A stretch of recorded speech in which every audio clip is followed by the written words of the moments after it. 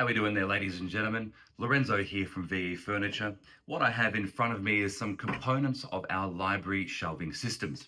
Now, traditionally, we have different styles of racking, as you can see behind me, as well as dust covers and things.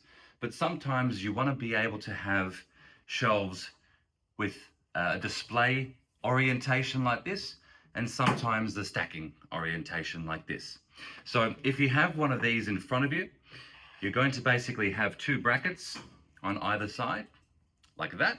Okay, these angled brackets will allow this little ledge to sit at an angle like that, therefore displaying the different books that you want to in your library spaces. Now, we supply them with rivets if they're coming to you flat packed and they're not coming fully assembled, which most of them don't because they can be damaged in transport.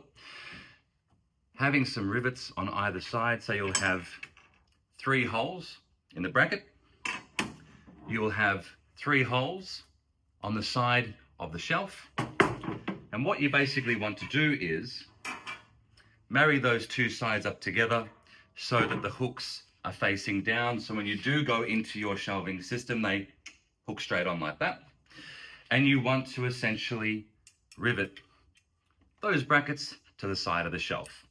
Now, if you're lucky enough to have a compressor, a rivet gun, works very, very quickly. Otherwise, you can just have a little rivet grip, which you can use very, very easily, both men and women. And it's a very easy system for everything to sort of line up, and they're very, very robust. Now, you can also get little screw and bolts or nuts and bolts around about 5 mil or 4 mil, just very, very small ones. If you wanted to be able to bolt the shelf and the bracket together, and then at a later stage, if you wanted to break it down for storage or change the orientation of the shelf, you can undo the bolt. But traditionally, we use rivets like that.